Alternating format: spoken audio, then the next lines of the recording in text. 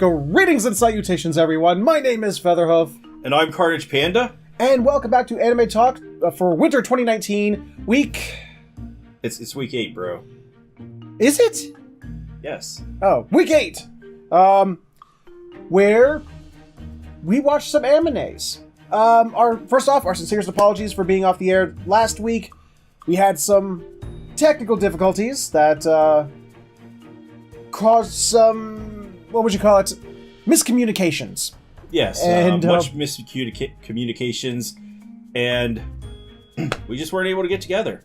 So, we're back. We're going to sit here and talk about week 7 and 8. It's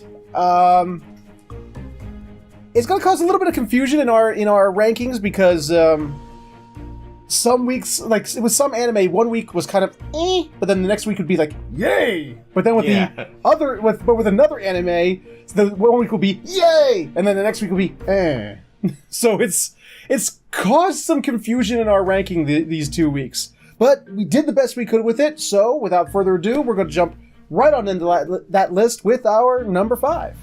And coming in bottom tier this week is Magical Girl Spec Up Asuka. Okay, so what do we have? You know, I never really had high expectations for this anime to begin with, but it continues to disappoint. You know, I don't think the story itself is bad. Like, I think I would enjoy this a lot more if I was reading the manga, but I'm kind of finding myself confused as this is the same studio that did Hanibado. Yeah. And I know they did some really amazing animation in that show. Yeah. But in this show, they've got like the C or D squad doing everything. They really do. And it's not just that. I mean, this isn't really part of the disappointment, but it does continue to be a show that's really hard to watch. It just has those cringy torture things going on. It's just like, ugh. We didn't really have that in episode 7. It didn't hit us until the next episode. This is true, but it's... well, not really, no. 7 sort of had it too. It was... Well, they certainly do not spare on the blood and gore. Yeah. So, episode 7, we get introduced to Phoenix. We finally get introduced to Rusian as the Rusian, as the American played by a Japanese person likes to say. Very Rusian. It's funny, they go through this whole process of introducing her so that she can have, like, all of 13 seconds at the end of the episode. She doesn't have much screen time at all in the episode that she's introduced in. And nothing to do with the story at all. In the next episode, even less time. I mean, seriously, they start the episode, ooh, here's Phoenix, awesome. You don't see her again till the end of the episode. And that it's for 13 seconds. Yeah, it's, What? I don't know how many episodes this show is going to run for, but I'm just going to assume the normal 12 to 13 episodes. If that's the case, they better get the fuck move on, get a move on, because they haven't gone anywhere yet. Yeah, they still have the Kung Fu girl to introduce. Yeah. Are they going to introduce her in episode 12 or 13, the last episode of the season?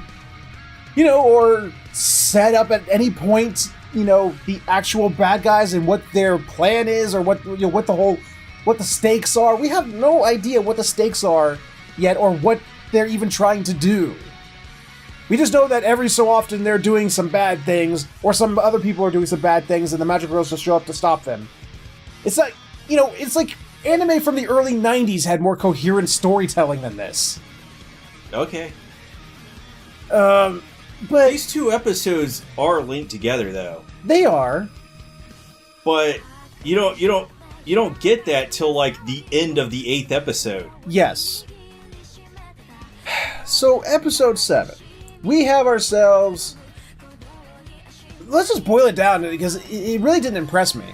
It was like, oh my god, there's a Russian mafia! Call in the M Squad! Yeah, the Murder Squad. I still think that Murder Force rolls off the tongue better. I know you do. But Murder Squad is more fun to say. Featherhoof was having flashbacks of when he was doing ROTC in college. Because they have a surprise party for Asuka, and the food they serve are like Japanese MREs. Yeah, I don't understand why they thought this was a good idea. If you're gonna have a surprise party for somebody, just feed them. It seems like a terrible idea. Their hideout, their undercover base for their operation of M Squad is a maid cafe. Do they not actually serve food at this maid cafe? No, they serve MREs. Apparently. And you have to get up at like 4:30 in the morning to eat. Oh, not again. No, I don't want to relive that. But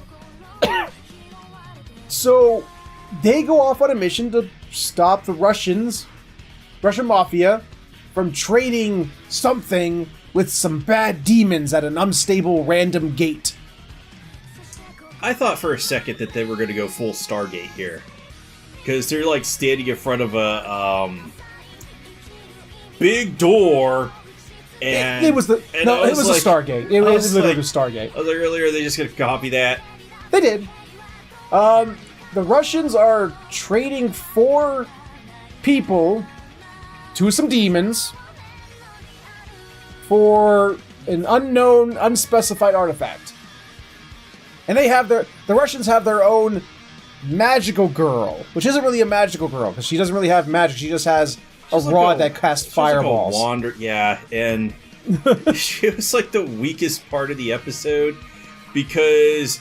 Weak doesn't even come close to describing her. You know, they build her up! The Russian guy, he's all like, oh, so I heard you can take on a whole tank unit by yourself. Yeah. Oh, no problem, yeah! No problem, I got this covered. But Murder Force shows up, and they got all their snipers, and this is where the attack of the stock footage. This is the studio that brought you Hanebado. Look at Hanebado. Look at its animation. Then come back here, and they attack a frame. They attack a still frame for about 2.5 minutes. Twice. As they shake the still frame around. And I half expected them to attack the still frame a 3rd time. It was like, what is this? What is this? So, the big bad magical girl that they had to stop, the Russian magical girl, Asuka chops her arm off, she's disarmed, battle over. You just wanted to add that in there, didn't you? Mm-hmm. They disarm her, literally, and fight over. And then she starts crying for her mommy. I'm not even joking. That's not me, creating a joke. She falls over, screaming in pain because her arm's been lopped off, and starts crying like a child for her mother. And then they proceed to put a boot to the neck and a barrel to her, to her face. This guy's like, I want to kill her. And Asuka is like, no, she's valuable evidence and a hostage, and we can get information out of her. And it's just okay. And that's pretty much the end of the episode, unless you have other stuff to add. Well, then we go over it, and it's just like, before the end credits, the final scene is 2 people, I guess they're with Babylon Brigade or whatever they're called. Because the one guy calls her useless and then eats like some Reese's Pieces and teleports. And teleports that right too. into Phoenix. Yep, right to Phoenix. To which he then stabs himself with the knife that turns him into a werebear. And then he proceeds to get murdered by Phoenix, whose flamethrower has the power of the sun, but then doesn't kill him. Yeah, so I thought at first when he was saying something like, "You'll never take me alive" or something, and stabbed him with the knife, I was about to say, did he really just kill himself? And as a total aside that's going to waste time, do you remember that time when we were playing D&D, and I had been transformed into a werebear? Oh, you mean your gnome monk? No, it was a halfling barbarian. Oh, okay, sorry, yeah. And I took an action to stare at an enemy, and the DM was like, There's no werebear stare. It's like... See, that anecdote that just happened was more entertaining than this episode of Magical Girl Asuka. Yeah, but she burninates this guy to death. No! She says, I will not kill you because I need information from you. And he starts spouting information, and then the knife blows him up. I thought he blew himself up. No, he was laying there, giving out information, and then the knife started to glow and then blew up. Because the entire time, the knife that he stabbed himself with to turn into the werebear is still in his chest the whole time. No, it was in his eye. No. Because she stabbed him in the eye with it. No, the dagger he used to transform himself. Oh, yeah. Oh, okay. I know what you're talking about now. Yeah. So, the final scene before credits roll is two members of Babylon Brigade, or whatever they're called. Some chick and Geese? I'll go with it. He has like a... We don't really see him. He has his hood up. He sort of looks like a black mage from Final Fantasy, at least his face. You just see the eyes. And they're like, here's his portfolio. You need to go get this, take care of this girl. And then it cuts to credits. And we're just sort of like, it hangs on this picture of this girl, and we're looking at each other going, was this a person we were supposed to know? Yeah, we had no idea who this girl was. It's like they hang on it. Like, it's like, ooh, this is an important thing. Very, very important. And we're just going, she is a clue show? But the episode ends. It's like, okay, all right. And then comes episode 8. Yeah, and it's... episode 8 doesn't have a lot of material. It is the obligatory anime beach scene. Yeah, didn't we have one of these already in this show? Where they were the swim class? There was the swim class. They couldn't figure out how to draw swimsuits on them, so they just... Yeah, and then we had... later the obligatory useless festival episode. Oh, yeah, that one. And now we have the obligatory useless beach scene, where they're like, oh, we're spending time at the beach. I will give them props for at least, improving their technique for drawing bikinis on girls, because they didn't just color in a section of their body. No, but you did point out, Jesus Christ, they're just popping out of those things. Yes, Asuka's top does not contain her bustiness. No. And I was like, where's Kurumi? Because Kurumi's even bigger. But oh god, we find out that Kurumi's not there. Bit of the thing to remember. These are the good guys. Yeah. Okay. These are the good guys, and the reason that Kurumi is not there is because she's giving the magical girl that they captured a full anal rectal examination. They have tied her up to a weird, some kind of sexual fetish device that keeps her on all fours. And, well, all threes in her case. All threes because she's missing an arm. And then proceeds to interrogate her and torture her and inject her with a serum that causes all sensations to be enhanced by 10. Yeah. And then proceeds to give her a magical spanker. Yes, this was a spanking, but it's magical. And beyond that randomness, it just goes on to show how she basically just tortures the shit out of this girl. And it's just like, these are the good guys! It's not as graphic as the one episode where Nozomi got tortured, but you're like, why is she doing this? Yes, it's just like, what the wow! Wow! Yeah, so she tortured her to get information about whatever she got information on, because they don't actually say what she extracted. Nope. It just at some point she goes, oh shit, I'm late! Yeah, I'm late. And leaves. I gotta go. Leaves to go to the beach. Apparently, but showing that apparently she did reattach the chick's arm, so... Yeah, that was her whole deal. I'll reattach your arm if you give me information, yeah. But...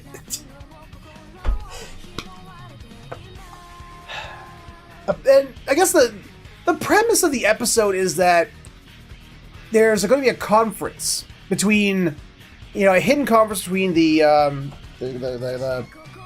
the governments of the world and the magical peoples, the ones who gave them the power to make magical girls to begin Yes, with. the conference, which they're getting prepared for, And there's Mia and Phoenix meet up, and they don't do much at all in this episode. They're just sort of rude to one another, and then they just move on. Okay. Yep. Yeah, And- they waste a lot of time with this conference, and the not even the conference, fan just talking service, about it. But the main part of this episode, other part of the episode is introducing us to the new chick that they were talking about in the last episode. and this is fucking hell. Starts with her dad trying to sell her to a whorehouse. Yeah, so I don't know what the dad's deal is. He seems like a really nice guy, though. Oh, yeah. You know, after he gets home, to a home that's full of trash bags and beer bottles everywhere, it proceeds to beat the ever-living fuck out of her for about 3 minutes. Well, yeah, he tries to sell her to the whorehouse at first to, I guess, make money, but the But this oh so wholesome whorehouse goes, no, we can't take underage women. like, yeah, we just don't do that illegal shit anymore because they've really been cracking down. And, mind you, his daughter's in a wheelchair because she's missing a leg. Yes. The dad tries to... Jesus Christ. He goes like, hey, her mouth still works, that's all she really needs. It's like, wow! Wow! Very nice guy. Yeah. So as he's proceeding to beat the fuck out of his daughter, while lamenting, why couldn't you have died and your mother have survived? Why couldn't you be the one who fucking died? Our muscle mage enters. Yeah, Geis, I don't know. He comes in and pops his head like a grape. Well, if it's Geist, I understand because No T. No, it wasn't Geist. No, MD Geist is not here. Thankfully, because otherwise everyone would be dead. that's very true. God, that anime. Jesus Christ. So he goes, hey, want to be a magical girl? I got this magical girl metal leg. And then proceeds the whole episode is just training her to be a magical girl with a whip. And She has a very interesting character design too. Yeah, as she a magical does. girl. Mm-hmm. Describe it, please. It seems like we're getting less and less clothing on these magical girls as we go along.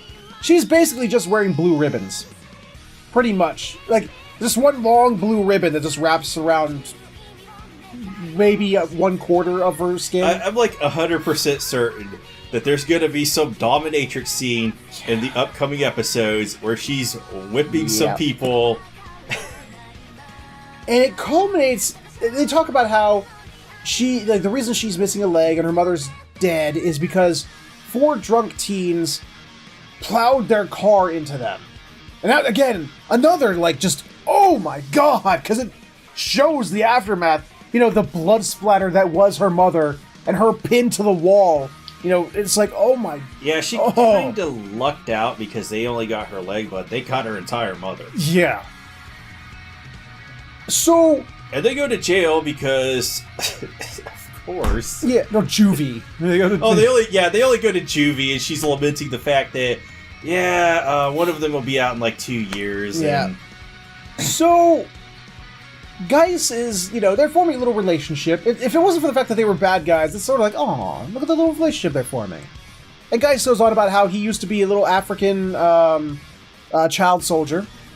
And he now has this big, awesome metal body given to him by the queen of Babel Brigade. And how...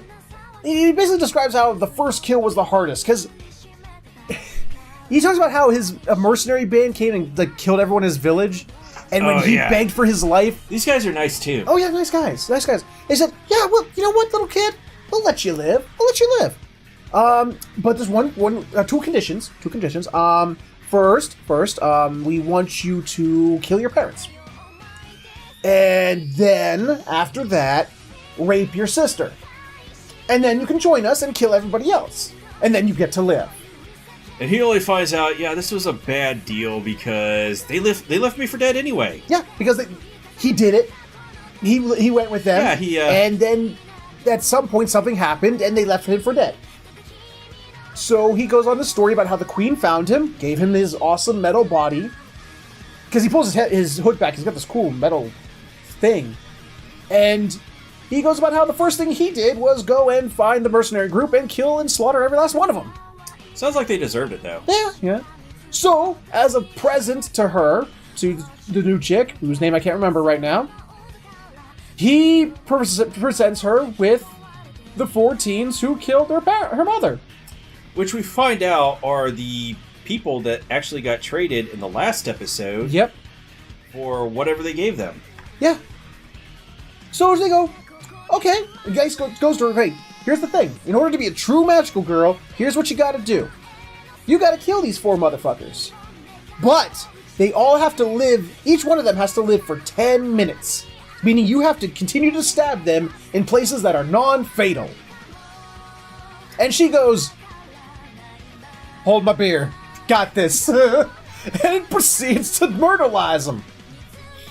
Again, very hard to watch. But she does it. And I think she's getting this weird little love thing for guys. She talks about how, I will do anything for you. Because you gave me my freedom. I will do anything for you. And just proceeds to stab these motherfuckers.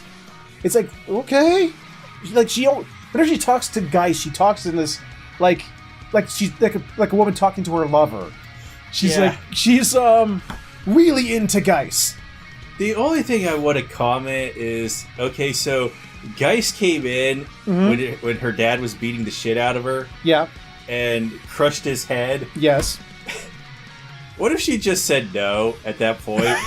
Like, he feel like, nah. He's like, oh well, I was just out for a jog, yo, so I'll just leave. So that was pretty much the whole episode. I think they said something about how they're training her up to just be the one to disrupt this conference or something. But who knows? I don't know. I don't know. It didn't really do anything. It was just very cringy. It's like, hey, let's see how much torture and blood and gore we can throw into 2 episodes. I think if they would have upped their game with the animation, then I'd be a little bit more on board, but maybe. These still frames are kind of it's killing the show because there's a lot of action in it. I mean, in all the, like, they'll have like these beautiful sweeping shots and movements, and then all of a sudden they're fighting still frames that are shaking. It's like, what is this? And then what are you doing? Then they'll cut to something, and then go back to the same still frame. It's like they didn't kill those guys before enough. We gotta kill them some more. This is exactly why it's at the bottom of our list right now, is because they don't know what they're doing. No. And we don't know what they're doing. We don't know where this is going. The animation team is just like, what is this? These are the same people who did, according to him, these are the same people who did Hanibado. Where is that? According to me, it's the same I never looked it up, so that's what I'm saying. It's just, that level of animation was beautiful. What happened? So, that was Magical Girl Asuka. A big disappointment. Really, a disappointment and just really cringy to watch. So, I don't know, man. We're just not. I don't know about you. I'm not feeling it. I just really didn't feel it these past 2 episodes. Not feeling it? No. Any final thoughts on that? Well, if you're not feeling it, we could always drop it. No, this isn't. Or we could sink all of our costs into it right now. We're already 8 weeks in. We're already 8 weeks in. We're going to suffer for the rest of for the last 4 weeks. We got this. So with that, we're going to end weeks 7 and 8 for Magical Girl Spec Ops Asuka and move right along to the next entry on our list. We watched Shield Hero for an 8th week in a row. Yes, we did. Yes, we did. By a 7th week. And another time, I think we were interrupted by the 2nd week. I think the 2nd week we interrupted too. Oh, that's right, because it snowed really bad. Yeah. Like it's snowing really bad right now. No, that was way worse then. It was way worse. But What? Rising of the Shield Hero, was it way worse? I didn't really feel the 7th episode because it had this weirdness about it where it was like divided into 2 halves. The first half, you were completely right about the Spear Hero getting this cursed seed to just level this village or whatever. It's completely destroying everything that's going on here. Yep. Even though the Spear Hero meant to save them and help them. Yeah, but he's a fucking idiot. Well, he is. I didn't say that he wasn't. I was just staring at me. I mean, what, did you want me to elaborate? He is. He's a fucking idiot. Yeah, he is an idiot. I don't have much more to add. Well, I mean, I liked at least the first half of the 7th episode. I did like. You know, it was actually unlike the last week 6, which was all like, hey, let's have a whole episode about getting Philo a dress. Yeah. It's like, whatever. That could have been. Well, I did like. That could have been half an episode. Why wasn't that half an episode? I did like the first half of it. Yes. Where he was dealing with the plant monsters and the seeds. Yes. And he fixed their problems. Yes, I did like that. It did further things. It advanced the story. I liked it. But what was the second half? I can't remember now. The second half is where they go off to the hot springs town. And was that the 7th episode? Yes. Oh yeah, you're right. Hey, I like that too. What's wrong with you? I agree. It is an anime trope of all tropiness, but I mean the hot springs episode. But it was fun. Oh no, I just wasn't feeling it. Yeah, I mean, it didn't advance anything. It didn't further plot. It was just sort of like, hey, let's watch Raftalia and Philo, fight each other over the emotions of Nafumi, who's completely oblivious. It's like, I don't give a shit about any of this. I don't care about you girls. I only care about fighting and making money and being emo. Yeah, he does love being emo, doesn't he?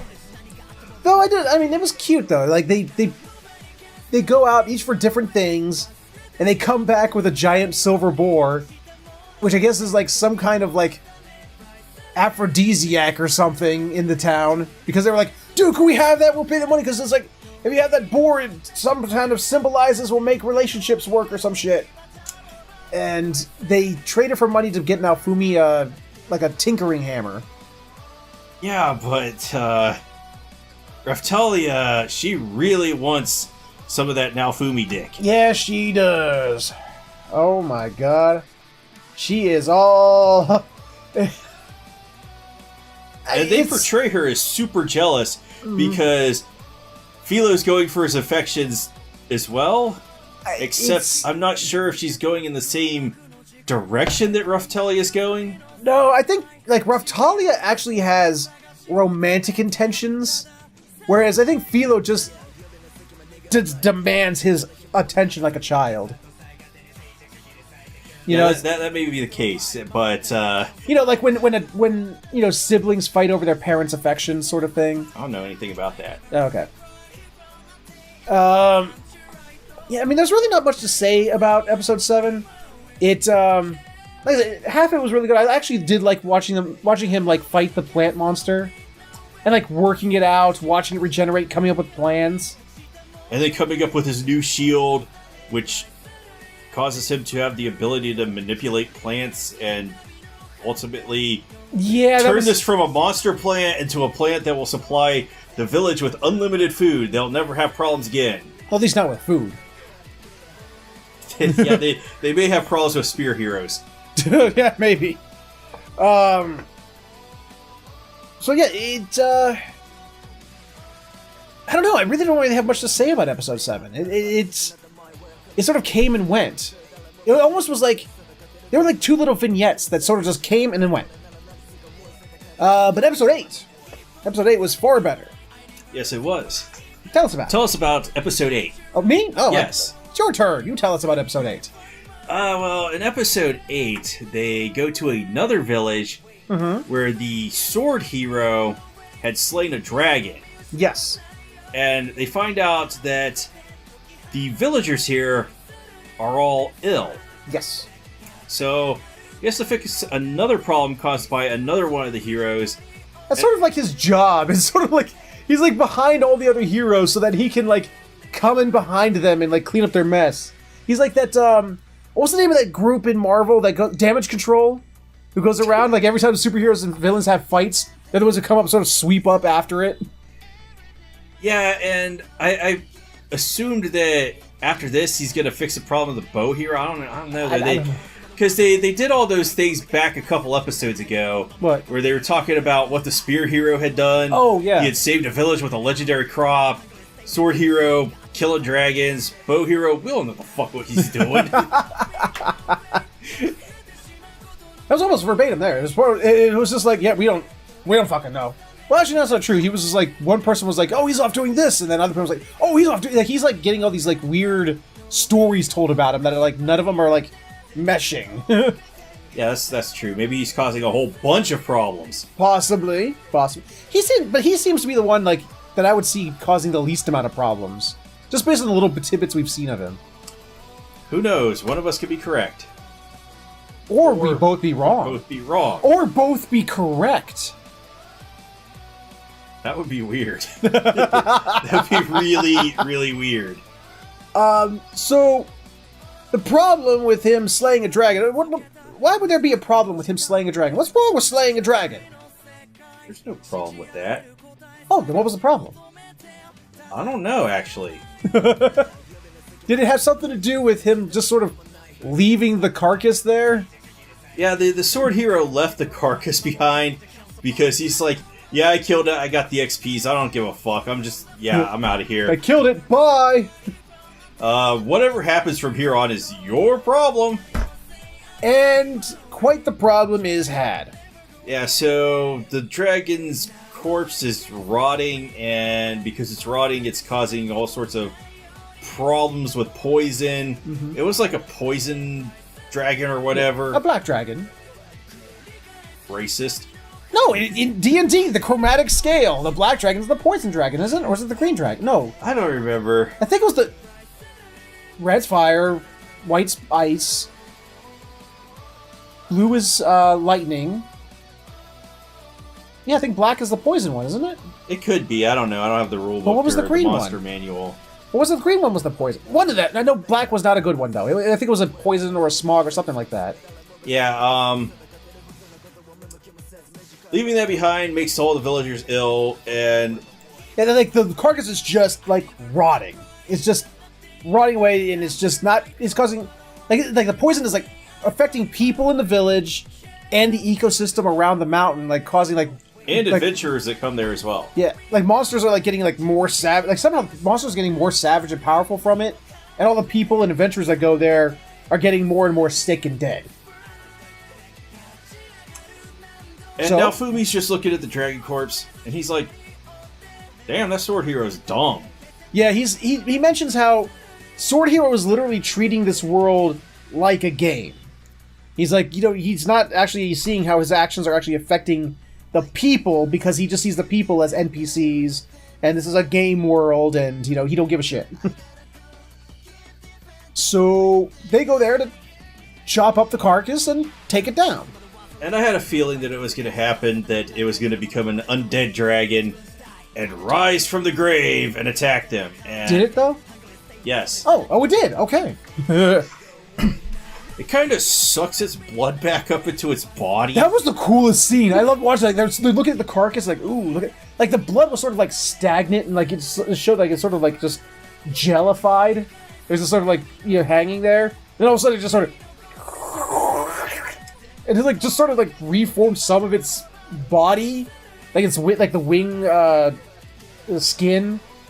Yeah, I don't know how I feel about that, because I think like having all the ribs showing its stuff would be cooler, but it does have some kind of regenerative effect. Yeah, it was really weird, but it was a cool scene though. I liked it. And now they have to fight the dragon zombie. Yes, he actually calls it a dragon zombie. I love that. I didn't know if it was going to be a Draco Lich or a dragon zombie, but yeah, he's like, dragon zombie. We got to fight this. No, we don't gotta fight this. We gotta get the fuck out of here. But Philo, being a Philo, they have this undying hatred for dragons. So she leaps into battle and kind of holds her own. This teeny little Philo versus a fucking 30-foot tall dragon. She's kicking its ass. But... Until it turns the tables. Well, it doesn't really turn the tables. What happens is... It turns the tables because it fucking eats her. Well, the only reason it eats her is because now Fumi starts screaming at her, "Get the fuck out of there!" And she goes, "What?" She just sort of turns mid-attack to go, "Did you say something?" Yeah, so let's just have a moment of silence for Philo because she's gone. Oh. So, now Fumi's not happy about that. He, remember that curse shield thing? It was like curse shield requirements met, like 3-4 episodes ago? Yeah, he's got that now. It speaks to him in Leet speak. I don't even know if the Japanese subtitles, because there's Japanese on there, I don't know if they were going for Leet speaker, if it was just the translator being an idiot. I don't know. All I know is that apparently, at least in English, he talks to him in Leet speak. It's like, "Is it power you seek? Do you hate this world? Do you want to make everyone suffer?" And he's like, "Yeah, I do." And he keeps having flashes of the king and mine, and he's just like, "Yeah, I hate those motherfuckers." And he's like, and then it's like, "Hey, you want power?" And he goes, I do want power." Like, okay. It opens up this whole other, like, secondary skill tree on his shield list, and he kind of like hulks out a little bit. He gets the rage shield. Well, I think it says curse shield, but No, it says rage shield. it did. I thought it said curse shield. Oh, Because he's pissed off. okay. And it's on fire. It's literally on fire. And whenever the dragon zombie tries to attack him, first off, I just love he just like, "Fuck your attacks." You can't stop me now. And every time a bit of the dragon zombie touches him, it just bursts into flames. And like, actually he like swatted at the tail, and like a whole chunk of tail flew off. And then, like, the rest of it was left behind started to just burn. And it was crazy. He just started kicking his ass while he's in this like crazy rage. Until he sees during this time, he sees this image of mine in his head. And he just, like, gets this, like, gleeful grin as he starts to imagine her burning in flames. It was like, he really wants to get revenge on that woman. And then he starts hearing, Raphtalia's voice. Like, the fuck is this voice? The fuck is this? And it starts to calm him down a little bit. And he looks over and he sort of, like, comes to himself a little bit. And Raphtalia's like just clinging to his arm, like she's got all these like blotchy spots all over her, and she like sort of collapses. He's like, "Oh shit, did I do this?" And he tries to heal her, and it's not working. As you kind of find it funny when he comes, because she does come back to consciousness, and she's like, "It's okay now, Fumi."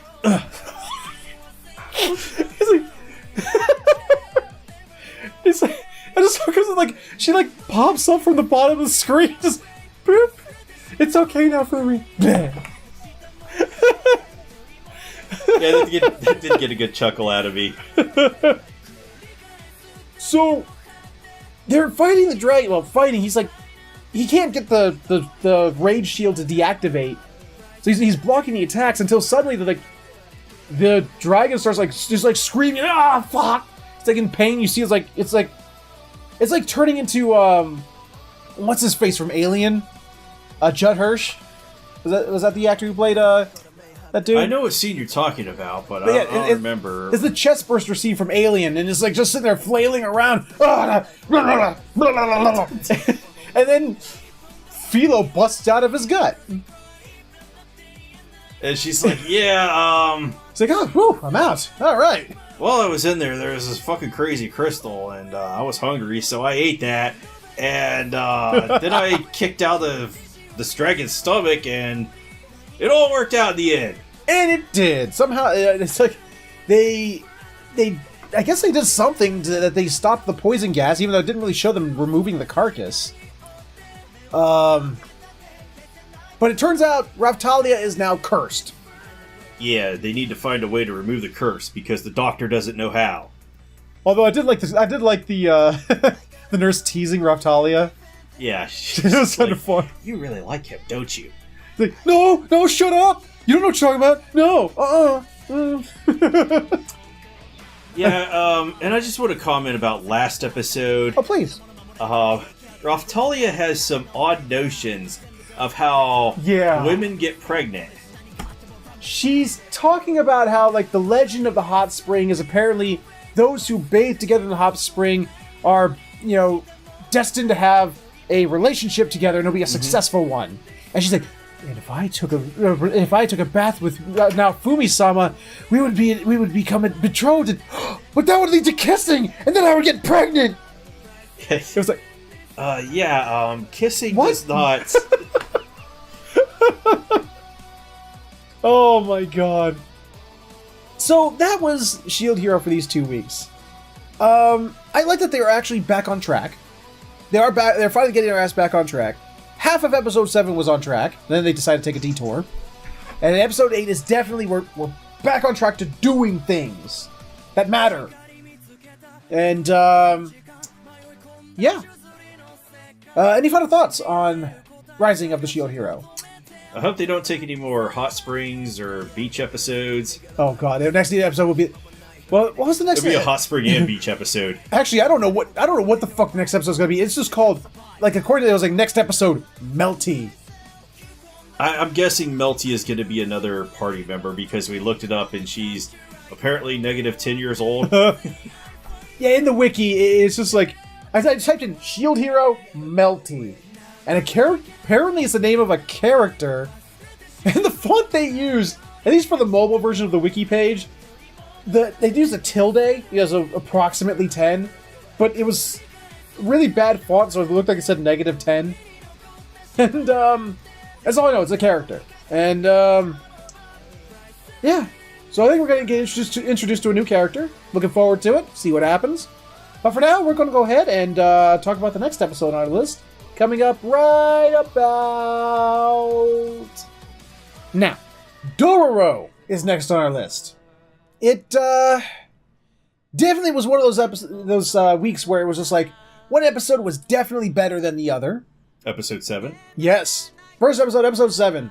The story of such and Spider Lady. Yeah, Spider Lady. I think all the episodes are like the story of... Story of Rikio. When did we get that episode? I don't know if there's enough, screen real estate for all the blood and gore they'd have to put on the screen. So, first episode we get is, I kind of dug this, where Dororo and Hyakimaru are walking through the woods, and Dororo hears, like, what sounds like people in the woods having sex. And Dororo gets all pissed and starts throwing rocks everywhere. Yeah, it's like, get your ass in the room! Jesus! Until he sort of falls over and looks up and notices, oh, it's a spider demon lady with a dude in his web. And they try to fight it, and it gets away. This is the first episode where Hyakimaru just seemed like he was incompetent. He did! Like, I think he got, like, a slash against her, and then it just went, fuck you, and webbed him to a tree and ran away. He was getting trashed this episode. Like, I was like, what happened to you, Hyakimaru? This Spider-Woman is just too powerful for him. And what's funny is that the Spider-Woman spends the entire episode talking about how, I'm so weak. Yeah, she got some injury or something, and... Well, no, it's because of she's food. Weak. She's from malnutrition. She needs food. Oh, yeah, that's right, because she wasn't... She got interrupted in the process of eating this dude, and so is weak, and somehow finds her way to some other guy's house. Well, she and Hyakimaru and Dororo find themselves in this village where, you can enter, but you ain't fucking leaving. Not without a traveler's pass. This seems like a really bad idea. Because, spoilers, jumping ahead a little bit, turns out that everyone there is forced to work in this, like, quarry. You don't work, they're gonna force you to work. It's basically a slave village. If you don't work, they'll also kill you. That too, yeah. But then against samurai, you just look at them wrong and they'll kill you. That's very true. So they are there. They're going to. There's like signs posted everywhere about a kidnapper, and it's like, oh, it must have been that spider woman. She's kidnapping humans and nomming them. So we gotta find the spider lady. Meanwhile, random guy, I can't remember his name, just stumbles across her, sleeping like unconscious in some hagi flowers or whatever he called them. Yeah, he found her totally unconscious. In a human form. Like, she's in a human form. It was like... Even though she was baiting him so that he'd take her back and she would feast on him. Yes, no! But, she's taken by his kindness. He like, sees a cockroach, and instead of, like, smushing it, he just takes it, puts it outside, and she goes, "What? Well, why didn't you fucking kill it?" He goes, "It's because all life is the same. I don't, everything's the same. I don't judge. I ain't gonna kill that cockroach. It didn't do nothing to me. Life is life." Seems like a really odd scenario that you would find just one cockroach. That is true, yeah. I'm surprised there was only one cockroach there. But, I can kind of sympathize with the dude, He's like, life is precious. Don't kill the... Yeah. With the exception of ants and mosquitoes. If I find spiders, I'll take them outside, or moths or whatever. I'll try and catch them and take them outside. I dig that. I can dig that. If it's ants, fuck ants. And mosquitoes, it's all out war as far as I'm concerned. Those things spread fucking disease and I hate them. Spiders are pretty good, actually. Oh, yeah, they are. There was an ant invasion in my basement a couple years ago. Mm-hmm. And I only discovered it afterwards because I saw all their dead bodies. Apparently, they had set up a camp to invade. Their tunnel, whatever, came out right into a spider's nest. Brilliant. Right into the spider's web. And I was like, oh, wow, we were going to get invaded by ants, but a spider prevented it. Rising of the spider hero. Rising of the spider hero.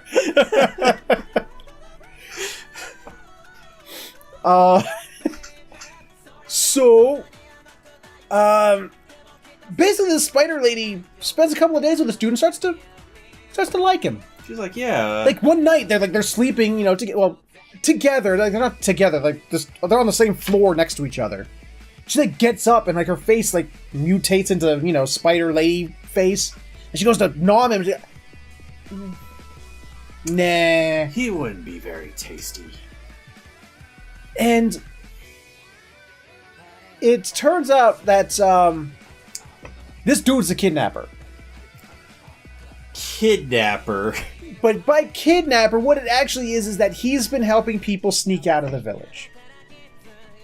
So they actually put up the signs with reward money, with no intention of giving reward, just to get people to snitch. Yeah, they're the servants of a samurai, so... Yeah. A feudal lord, so... Yeah. As samurai, they have to be dicks. They're, contractually obliged to it. Yep. So, Hyakimaru tries to fight her at first, and, gets overpowered. Again, yeah. And he just gets knocked around, man. This was not his episode. One could argue, he hadn't eaten for a few days, other than, weeds. They were literally eating weeds and bugs. So, that may be the case. He may have been, weak from malnutrition. So, if the demons stole his body part, did they steal his stomach? Probably.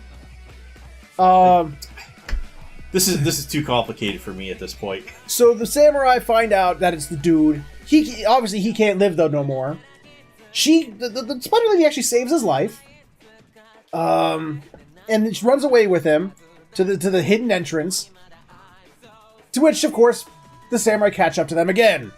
And she kind of goes berserker rage because they shoot him with a couple of arrows.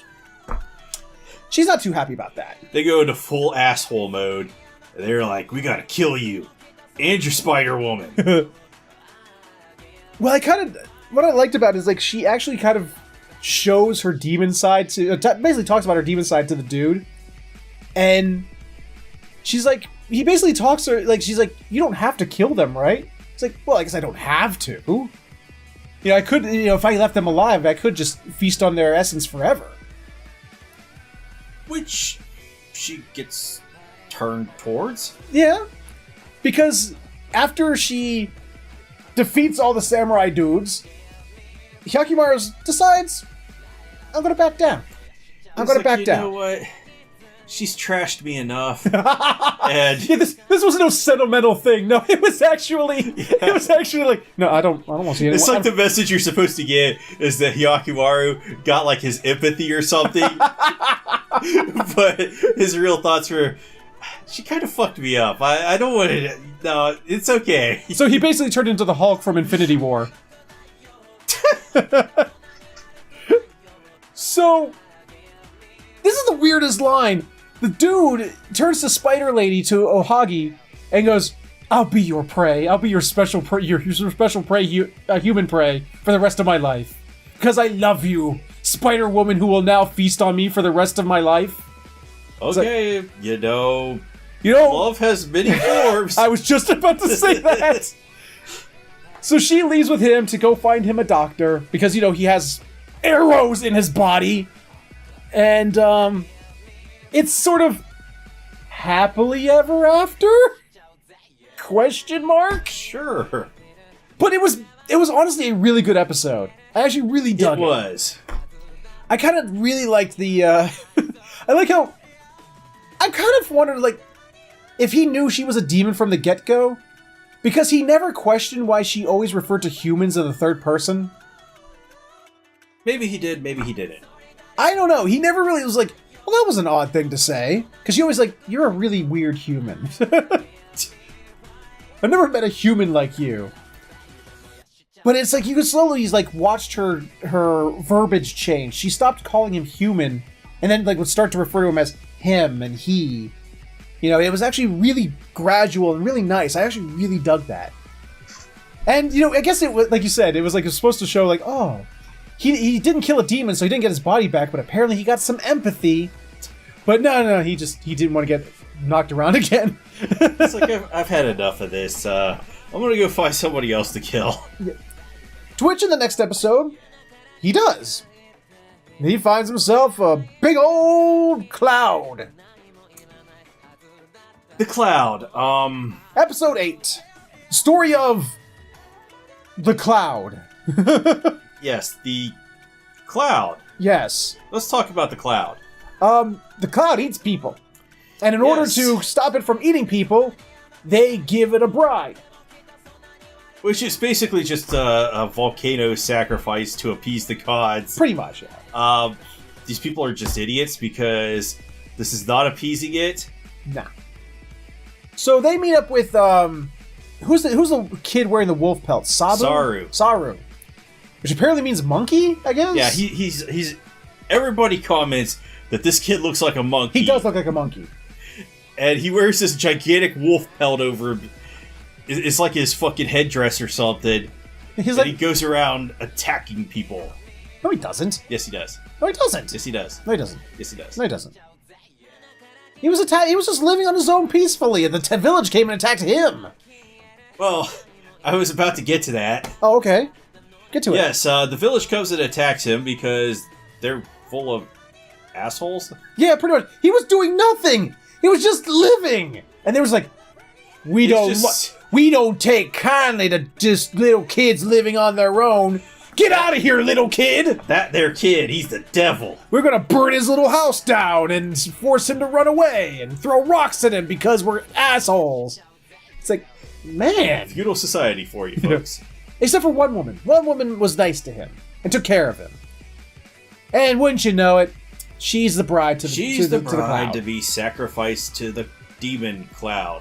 And he's none too happy about that. He is set off on a quest to save the bride, who was nice to him. Yes. But turns out, it isn't that she was forced to, she sort of volunteered.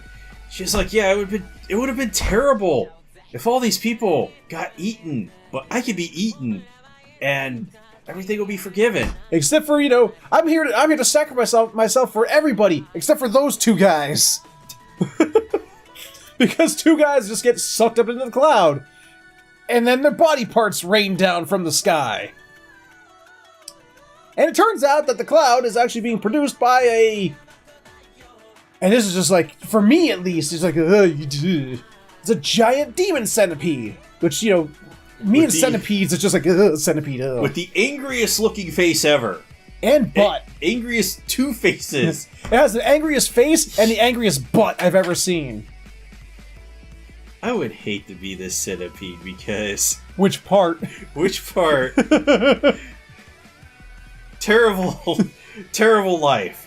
One of them has a really, really bad life. Yes. And, the problem is, they're like, okay, the demon's here! Hyakimaru, go! Hakimaru, go! And it turns out he can't see shit. Thank you, Mr. Narrator.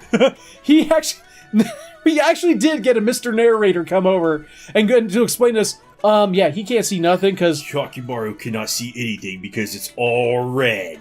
Yes. As far as he sees, he is literally surrounded by a sea of flaming soul. Because the cloud is an extension of the giant centipede thing. So it proceeds to he gets wrecked a lot in these two episodes. I'm confused as to why the cloud is considered an extension, because it seems more like a defense mechanism, like an octopus shoots out ink. It does, but apparently the show says otherwise. Yes, the cloud part is evil. Yes, it's evil molecules that form a cloud. Evil! Evil cloud! And Hyakimaru's evil vision can't see through it. So, it looks like Saru's going to get nommed. But Big Sis, as he keeps calling her, pushes him out of the way, and she gets just chomped. Yeah, she gets nommed. She's gone. We'll get to that. Anyway, so I love this. After being defeated by the centipede, Hyakimaru spends a whole day sulking. Just throwing rocks. He's like, shit, well, I got fucked up by the Spider Woman, and now the centipede is invincible, I guess, because I can't see it? So, Dororo and Saru just go, well, if he's not gonna fucking do anything, we'll do something! Because these two children are gonna take down, a fucking 300-foot long giant fucking centipede of demon of gross. Ew. Well, they almost do it. Well, I mean, they're playing solid. They're playing solid, and they find out works. that light hurts it. And it's like, okay, sunlight hurts it, good. We will do this thing. They have this plan. They lure it to an area where, because it's like this place with like natural gases coming out of the ground. Because at the beginning of the episode, they remark about how it stinks. And they lure it to this place where he shoots a fire arrow, it explodes, and it causes the thing to catch on fire, and the clouds to part. And it starts to just turn to ash. It's like, yay, we did it! And then the monster goes, with all 100 of its little arms, flips them the 100 birds, and goes, guess what? More evil smoke! Which comes out of its body, and that's how it's generating all this smoke to keep itself safe from the sunlight, which would kill it. So, Hyakimaru comes in to save the two pronounced dead children, because if he wasn't there, they would have totally been dead. By seeking it out by shooting arrows at it? Yeah, he was using the arrows to create sound so he could pinpoint the location of it, because evil vision was not working. And this kind of worked. I kind of dug... Okay, this made us both laugh really hard. So Dororo goes, he figures, oh, he's using the sound of the arrows, but you have to pinpoint his location. So I'll grab this rope, tie one end to me, jump on the centipede, tie it to the centipede, like, Hyakimaru, listen for my voice! I will lead you to the... It seemed like a solid plan, and like they just threw this in for the chuckles. The centipede crashes into Crag's to knock the kid off, but it just knocks the kid out. And Dororo just like dangling from it for about 5 minutes while Hyakimaru tries to scream for him. Like, These Hyakimaru screams are kind of, what? It's like he's trying to do an Arnold impersonation, but he can't, like, form words. He's like,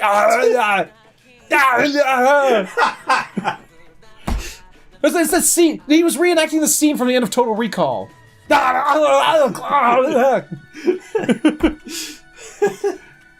Okay, but then I can't go there because like one day I was doing Sylvester Stallone impressions, and my older sister walked down because I was like playing Halo or something. Yeah. And like every time I kill somebody, I'm like, I'm the law. I'm the law. And she just walks down and she's like, what the fuck are you doing? No, I'm sorry. Off topic, it was fun the way Sylvester Stallone said, I'm the law. But it was far more funny the way Armand Asante said it, though. No! Yeah! I'm the law! No! Very iconic scene, go look it up. If you haven't, it's just type in Total Recall. No! No, that's Judge Dredd. I'm sorry. Yeah, Judge Dredd. Sorry. Judge Dredd. No! It's just the way Amon says that fucking word is just so fucking priceless. But anyway, back on topic. Where were we? Yeah. So. Oh, okay. Yeah. It's like Yakimaru's So this somehow wakes up Dororo, even though he took a concussion to the face, and he uses his voice to lure Hyakimaru to its eye, so he can. Did you ever play Monster Hunter World and you play with dual blades, and they do that thing where they spin down the spine of the monster? Hyakimaru does that, but from inside, and splits it clean in half, and just coincidentally fall 200 feet into a hot spring. Just magically. I feel like this would still not feel good. No, I don't think they would have gotten up from that, at least right away. And then, Big Sis is still alive, even though she was completely numbed. She was numbed! There was blood! Arr! Nope, she's alive and whole in one piece, and no problems whatsoever. She's good.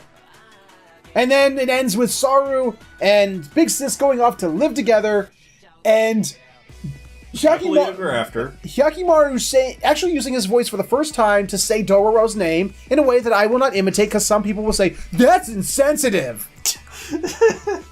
Okay, I understand what you're about to... Yeah, because that's the way he says it. And Dororo says it like Sylvester Stallone. Yeah, sure, we'll go with that. Yes. So it makes Dororo's day. It was like Dororo's all super happy that his first word is his name. And that's really Hyakimaru gets his next body piece back. His nose. It was just kind of funny. He got his nose back. I like this. He's like huddled over. And you just see like bloop. It's just the fake nose just bloop just into the fucking lake. And his first reaction is like, oh, Jesus! This shit's terrible. Because of the natural gas coming out of the ground and everything. Yeah, so I think that's it for Dororo. Oh, I wasn't gonna do it. He did it. He did it. Comments. He did it. He did it. That was my best Sylvester Stallone impression. Right. Uh-huh. And with that, we're gonna go ahead and end Dororo. Final thoughts on Dororo these 2 weeks. I hope we have more episode 7 and less episode 8. Really? What particularly did you not like about 8? I feel like 7 was a stronger character drama. Okay. And I felt more about the episode. Okay. This one was just kind of okay. It's Monster of the Week. Kill the monster. Let's go kill the monster. and get a body part back. Well, I mean, that is sort of the theme of the show, though. That's what they're there to do. How many monsters has he killed so far? We have 8 episodes. 6. He's killed 6 of them. 6. Yes. Yes. There's 6. supposed to be 12. Yeah. Okay. So yeah. I particularly like both of them. I thought they were both really good. The action in 8 was really fun. I actually liked the fight in 8. I do like the new ways they find to sort of just to strip Hakimaru of his OP-ness. It's just kind of fun. It's like, here's the new bullshit reason of why he can't fight this monster. Although, seeing as they were like doing a lot with sight in this episode, I was kind of expecting them like, instead of his nose coming back, I was like, oh, he's gonna get his eyes. I was like, oh, it's his nose. I expected that too because you mentioned that while we were watching it. I was like, yeah, okay, he'll get his eyes back, but they're like, nope, you're gonna get your nose back instead. Which I didn't even realize was still fake, because I thought when he got all his skin back, he got his nose too in the very first episode. But I guess I was wrong. And well, he's got a nose now, and he can smell things, and he's just sort of walking around with a flower in his face, just constantly, just okay, thank God, at least this smells good. It's like somebody who's like, when you have a cold, you just get that little jar of Vicks Vapor Rub, and you just sit there just like, oh, yes. But that was Dororo. Excellent episodes this week. These past 2 weeks. Yes, I will agree, 7 was way better. But I don't think 8 was bad. With that, we're going to go ahead and move on to the next entry in our list. This week on Kaguya-sama War is Love. You'll not let me live that down. No, I will never let you live that one down. We had 2 more episodes, which we had to catch up with. One was funnier than the other. One was fucking hilarious. And that would be episode 7. We'll get to why, and it actually kind of annoyed me a little bit, because they actually were like, oh, it's such juvenile humor, people who laugh at this are like fucking children, but I'm sitting there going, but we'll get there. We'll get there. What was the first segment? Now, I think this was the weakest segment. Absolutely was. Absolutely. Where this one guy comes in again and asks Shirogane advice about love. Do you remember that guy that asked Shirogane about love before, a few episodes back? He's back again. Because now he needs advice on how to hold hands. I didn't know this was a thing, but okay. Apparently that's a hard thing to do. And Shirogane goes about instructing him on how to hold hands with this girl. Is that, you just need to rent a cruise ship and blah, blah, blah. To do that, you need to get a job. And it felt like he was trying to recruit him to work with him more than anything else in this episode. Why did it feel like he gets commission based on how many people start working at this place, wherever the fuck that was? It may be the case where he does get a bonus if somebody signs up and it's a referral for him. Which is why he was so keen on getting this guy to sign up. Keen wasn't even the word. He was like, everything is like, yeah, but I also have sweaty palms. That means you have the medical condition blah blah blah hydrosis or whatever. Which the only way to cure that is with surgery. That surgery costs about 100,000 yen, and then you can save up for that by getting a job. It's like every answer fell back to money, and to get money, get a job. I mean, okay, yeah, he could get a part-time job, but Shirogane wants him to get this job. Yes. Specifically, whatever this one job. He's like, there's an opening in my job. I can refer you. Yeah. It's like, I love he even broke it down too. It's like by math. He's like, well, let's see, it's about 1,000 yen an hour. You work about 4 hours a day, and you get 40 hours a week. You can pay off. This whole elaborate plan of renting the cruise liner, of getting that. Getting the surgery for your sweaty palms, and it will cost you 200,000. It will be 200,000 yen. You should totally have it paid off by the end of the summer. It's like, all this just to hold hands with a girl. Yep. To which Chica comes in as the love detective, She's like, I'm gonna solve your problem. So what is your problem? I need to know how to hold hands. Like, oh wait, that's it? That's it? But just do it! Do it! Do it now! Don't let your dreams be dreams! Do it!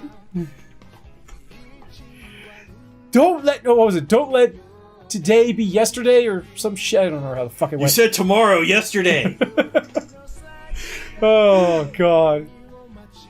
So, she gets all bummed out. She's like, oh, I got the costume and was all ready for a more love mystery. They're just holding hands. It's gonna do it. Yeah, just do it, bro. Like, but what about my sweaty bump? Just do it. He's like, but what about, do it. But, do it. And like, oh. So, it turns out he goes and he does it. He holds hands with her, but Shirogane doesn't get him hired. No. But Kaguya seems to think that she would have liked to work that job. But Shirogane's like, nah, I could. It was kind of, I did like the bit, she's all like, I wish he would have asked me to work that job. And then he goes, yeah, I could ask Kaguya, but nah, I can't do that. Nah, I can't do that. Although I did like that it like showed that I think there's gonna be more of this love advice thing. Because it showed the boy holding hands with a girl. Yeah. And then zooms in on this face of this like shocked other girl. It's like, they're holding hands. That's so shocking. This is like this is making me think of like some National Enquirer or like TMZ bullshit. Yeah. Blah blah blah is holding hands with blah blah blah. All their secret sordid details on page 9. There's one thing that needs to burn and die. It's TMZ. But I'm not going to get into that. Fuck them. But anyway. So, what happens after that? What's the next sketch after that? What's the next vignette? I don't know. Let's check our handy list, which is right over here. It's about the club budgets. Really? Because I thought the episode was about Ishigami talking about his fellow student council members' tits. Well, that was the end of it. No, that was the beginning of it. No, that was the end of it, man. No, it starts with like, because he wants to slash the budgets for like all the sports clubs, and that's how it segs into that. Like, what's Chika and Kaguya doing for clubs? Oh yeah, and he talks about Chika's tabletop.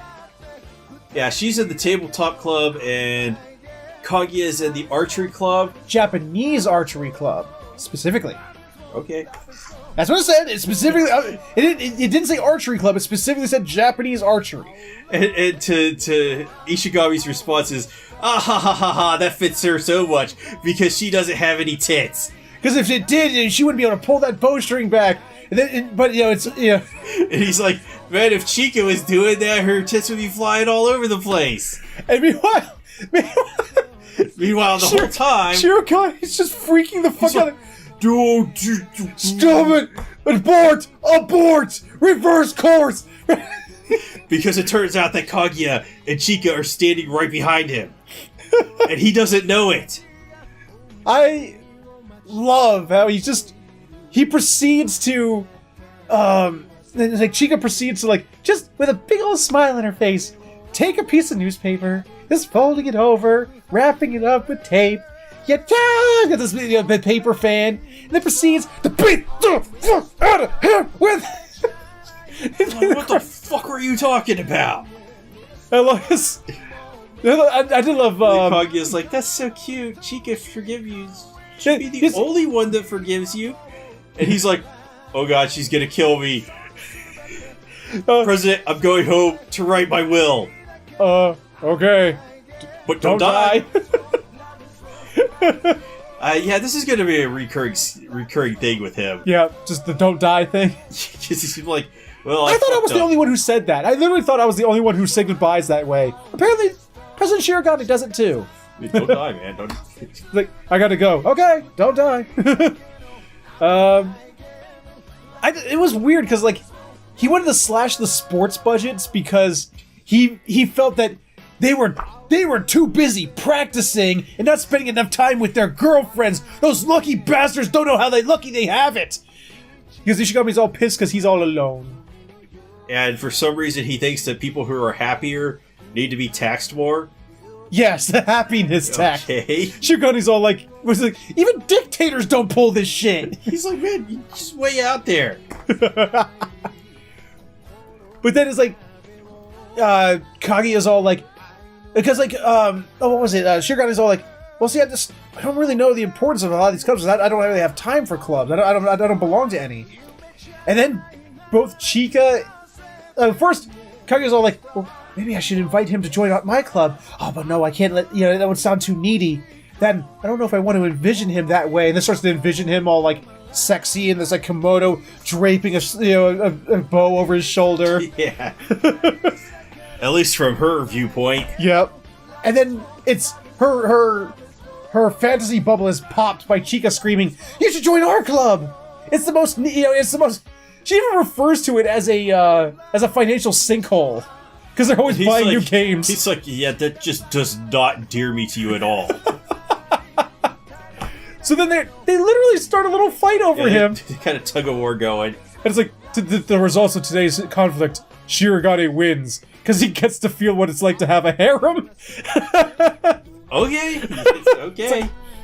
Okay, that works. But then... The best sketch ever. This is... Like, I think this is like... I would say this is the second best sketch ever. Because the best one is still Chika doing that little song and dance. That's still best sketch ever.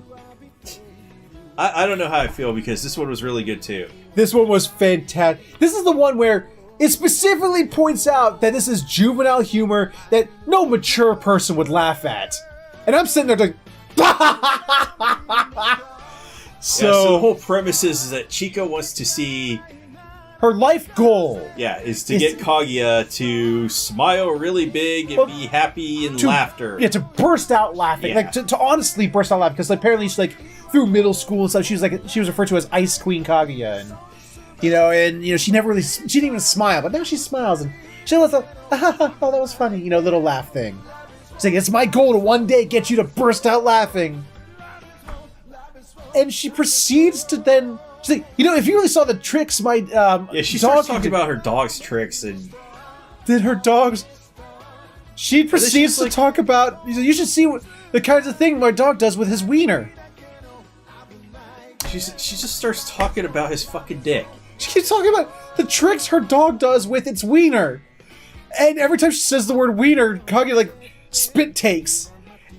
And it's because she's busting up laughing. But she doesn't want Chika to know that she can't take the word wiener.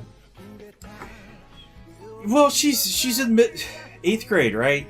Or they're in high school. Okay. This is like isn't that like junior or senior year of high school? Okay. Well, because of what happens in episode 8, this is, when they talk about exam scores. She's like, "Oh, you beat me 4 years in a row." You're completely right because But anyway, yeah, back to 7, and the wieners. Please. As soon as Chika finds out that this word is triggering her laughter, she's like, "Oh yeah, it's on, it's on." It's just... Do you remember that scene in the original cartoon, the Grinch, where he gets this awful idea and the smile curls up like 12 times? Chika pulls this. He's like, wiener. And she just starts falling over. Oh my god! Stop it! And Stop then it! you have Chika over here celebrating. She's like, "Yeah, it's so fun," and she keeps repeating it, getting Kaguya to burst out in laughter. She's like, wiener, wiener, wiener, wiener, wiener, wiener. And she can't stop. And it kind of pissed me off a little bit because the narrator's just like, she intellectually understands the nuances of sex and the anatomy and stuff like that. Because after her last big blunder, she wanted to be fully versed on, the sexual, what people do in sexual activities, but she's not well versed in, sexual slang. So she has the mental development of a child, and it was just like, oh, come on, it's funny. And then in comes the president, and Shirigane's like walking in, and Kaguya pulls Chika up, and they're all like super serious, like. He deserves the most respect in the world. Yeah. And then Chika's like, I gotta get Kaguya to say this. Or, I gotta get Kaguya to laugh again. but without saying it myself. Well, Kaguya, no, she goes, like, please, look, you will never say that word in front of a boy. Say, I would never. I would never do that. Why would you think that word would come out of my mouth? To which she then turns to Shirogane and goes, "Hey, Shirogane, what's the name for those small long dogs? Like dachshund, isn't it?" He's like, "Yeah, but it has a slang term for it. What is it? Oh, is that the?" He almost says, "Oh, what is? Oh, she like oh, it's a wiener hot dog." Kaguya screams out hot dog. Yeah, Kaguya's trying to run interference so that she doesn't burst out laughing and give herself away in front of the president. And she's like, oh, damn it. Hey, speaking of hot dogs, those Americans love hot dogs. What's the, oh, there's another word for it. What do they call it? You mean, wiener, like, Frankfurters! Frankfurt, that comes from Frankfurt, Germany, where the hot dog originated from. She's like, what was the next? She comes up with another. Oh, there was a third one. She tried to get. Well, the whole thing is that Chica's trying to get him to say wiener the whole time, but Kaguya is running all this interference so that he does it, and finally she just gets frustrated, and Chica's like, "Oh, I just wanted to hear you say wiener." God, why can't wiener come out of your mouth? God damn it! And Kaguya's done. She's done. She is on the floor, screaming hysterically. And Shirigane's like, "The fuck? What's going on here?" It's like, you fucking necrophiles! Nymphomaniacs! You fucking perverts! Necrophiles, you fucking perverts! I'm out of... No, I'm running! He runs through the door and slams Ishigami into the wall. And the whole time, Ishigami was sitting here listening to it, and he's continuing to hear Chika and Kaguya talk about wieners and putting them in their mouths and stuff, and he's taking this totally out of context. He's like, "There's something wonderful. What the fuck is going on in there?" He says, "There is something wonderful happening just behind these doors." But he doesn't move. He's just got the blood coming out of his nose. And then the after sketch where he asks Chika if she has one. Like, he thinks that she's like a hermaphrodite or something. Well, based on what he heard, I can see... Because sure, like, Kaguya says something to the effect of, "I can't take your wieners anymore." That's true. I can't take any more wieners. So it's just like, it's not even a full like color background. It just shows Ishigami confronting Chika and goes, "Do you have one?" And it's just, just like, what? Like, what?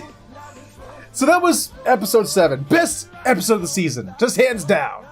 Yeah, I was entertained Immensely. However, we do get episode 8, which kind of was a letdown because I didn't feel it was all that funny. Not really. It was more serious drama time. The first skit was kind of funny. It kind of went back to the whole trying to scheme to get the other one to love you sort of thing. We're introduced to Shirogane's sister. Little sister. Yes. Kay? Kay. Who's... What is she again? She's the treasurer of the junior high or middle school, whatever, student council. Okay. And she's there to talk to Shiro. Miyuki? Yeah. She wanted to get some advice on how to do some stuff, but Miyuki is not actually there. Kaguya, however, is. Mm-hmm. And she's like, well, if she's his little sister, then I'm gonna get to him through her. Yes, because if I'm her best friend and I'm always around, then the family will accept me as a surrogate daughter, and they'll invite me over all the time, and I can constantly be around. And then Shirogane will just eventually fall in love with me and proclaim it, because he's just that familiar with me, and so on and so forth. And all her grand schemes come crumbling down. She's like, I'm gonna go to be her best friend, and then Chika comes in, and it turns out they're best friends. And she wanted to be like the knowledgeable woman, but Ishigami comes in and ruins that for her too. So yeah, because she's like, well, what about these budgets? Oh, I'll help you with the budgets. Let's see. And I love how Ishigami creepily comes up from behind the couch. What was he doing there? I'm not even gonna... He's like, do you ever watch that old, I don't know if he still does it, The Angry Video Game Nerd? Yeah. How he had the guy who did his opening song live behind his couch? Yeah. It was like that shit. So it was like, so he just comes in and like, is it still called a cock block if it's between women? Well, her ultimate goal was to get to Miyuki. So yeah, she can get blocked. Yeah, so Ishigami just comes up and inadvertently cock blocks her. Then Chika comes in and... Kaguya doesn't have a cock. I love this. Chika comes in and she, you know, or maybe basically she does. She basically wrecks her plan by already being best friends. She's like, that son of a bitch. That bitch. Oh, she's the worst human being in the world. The world would be better off without people like Chika in it. And like, hey, shit, Kaguya, would you want to come shopping and hanging out with us? Chika is the most wonderful person in the world. The world needs more people like Chika in it. Yeah, she's really ambivalent about Chika. It's so weird. They have the weirdest relationship. And it just sort of ends with them going out, I guess, and hanging out for the day. And then we get this next two sketches about the final exams. Yeah. Let's just sort of brief, as quick as possible, sketch 2. Kaguya and Shirogane are both pretending like, oh, final exams? You know, no problem. Who studies for those? They're nothing, yeah. But meanwhile, I love the announcer. He's just like, but he lies! He lies! Because, like, she lied! They lied! And it's just, it talks about constantly, like, they're actually pretending like, exam, who studies for those? You know, Chika, you shouldn't even study for those either. Come on. If you didn't learn it then, there's no point in cramming at the last second. It doesn't do anything. Meanwhile, they're constantly cramming at the last fucking second because they're constantly in competition with one another. Yeah, Kaguya really wants to take the #1 spot away from Shirogane because he's gotten it so many years in a row, and she's plotting all this stuff, and he's plotting against her as well, and... Okay. And it really ends with... nothing happens. It's just in the end, Shirogane gets the top score. Because he gets the top score. And then he pretends like... She's like, oh, you must be feeling a lot of pleasure right now. And he goes, no. After all this competition and everything I've gone through, the only thing I can feel at this time is relief. And it goes, he lies! It shows him in the bathroom just celebrating. Yes! Yes! Well, he went to the bathroom to get some relief. Yeah, he did. It's just... But it turns out, next sketch, the reason why Kaguya didn't get top score is because she spends the 10 days prior to the exam forcing Ishigami to study. Otherwise, because if he fails again, he'll have to repeat the grade. And she doesn't want that happening. Because that will cause... that will cause Miyuki to have problems, and because she wants to get in Miyuki's pants, she ain't gonna have any of that. Nope. She doesn't want any part of it. And again, it's kind of funny in the beginning, where he thinks that she's literally going to torture and murder him. But then when it turns out that it's just studying, it's not funny no more. I mean, there actually was kind of a heartfelt moment where the girls are gossiping about, oh, she's with Ishigami, doesn't she know about what Ishigami's past? Oh, why would she be around that guy? And she literally stands up for him, and it's like, that was kind of badass. Dude. Like, I love it, too. She, like, just comes up to these little gossipy chicks and basically, tells them to fuck off. She's like, look, I've decided... I know about Ishigami's past. I'm fully aware, but I've decided that yes, he is a person worthy of my time and attention and worthy to have a relationship with. That's my judgment. Are you saying my judgment is faulty? Are you having a problem with my judgment? Like, no. It's like, then fuck off. She doesn't say it that way, but and she says it in her way. It was kind of badass the way she stuck up for Ishigami. I don't know. I liked that part. Wasn't my favorite episode. Nah. Actually, it was kind of funny at the end, because he does pass. But through her help, he does pass. Barely. But that's the fun. That's where the fun comes in. she's looking at his scores and comes at him. What the fuck is this? What is it? But I passed! I passed! Like, but these are not the scores we studied for! The hell is wrong with you? It was actually quite hilarious. It kind of seems like the whole academy thing is rigged because if you get less than the average score, you automatically fail. Yeah, there is. It doesn't have like a proper grade scale. Yeah, there's no proper grade scale. It's just like if the average is 92% and you get 91%, you fail. So that was episode 7 and 8 of Kaguya-sama. Love is War. Bastard. Any final thoughts on these 2 episodes? No.